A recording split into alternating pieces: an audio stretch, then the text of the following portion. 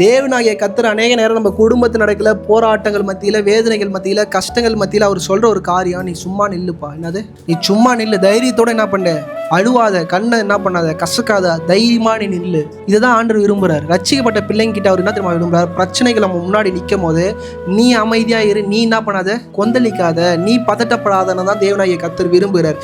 ஏன்னா பதட்டப்படாம இருக்கிறது மிக கஷ்டமான காரியம். ஏன்னா நீங்க பதட்டப்படாம இருக்கிறீங்கன்னா நீங்க விசுவாசத்துல நிறைந்தவர்களா என்ன பண்றீங்க இருக்கிறீங்க. கஷ்டமா தான் இருக்கும், வலியா தான் இருக்கும், வேதனையா தான் இருக்கும். நீங்களே அழுவலனாலும் கண்ணு மட்டும் என்ன பண்ணும், அழுவோம். ஏன்னா அண்ணாவோட யோசிச்சு பாருங்க, அவரோட வாழ்க்கை அவ்வளோ கசப்பு நிறைந்தது.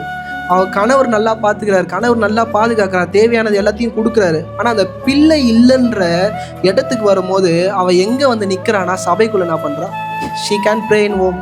வீட்டில் என்ன பண்ணலாம், முட்டி போட்டு ஜெபம் பண்ணலாம், வீட்டில் என்ன பண்ணலாம், ஆராதிக்கலாம். ஆனால் சபையில் வந்து நிற்கிறா. சபையில் வந்து நிற்கும் போது கூட அவர்களை வழி நடத்துகிற ஆசாரி என்ன சொல்கிறான், பேலியாளின் மகன்றா. இன்னைக்கு மனுஷன் உங்களை என்ன சொன்னாலும், என்ன மாதிரி உங்களை நடத்தினாலும், உங்களுடைய ஜெபமும் உங்களுடைய ஆராதனையில் நீங்கள் என்னவா இருக்கணும், ரொம்ப ஸ்ட்ராங்காக இருக்கணும். அதை நீங்கள் என்ன பண்ணக்கூடாது, எதுக்காகவும் யாருக்காகவும் விட்டு கொடுக்கக்கூடாது. அதிகாலையில் எழுந்திருக்கிற பண்ணிக்கிற அந்த ஜெபத்தை எதுக்காகவும் யாருக்காகவும் இன்ன சுச்சுவேஷனுக்காகவும் என்ன பண்ணக்கூடாது, விட்டுறக்கூடாது. வாயின் விசுவாசம் பரலோகத்துக்கு கிட்ட கூட போவார்.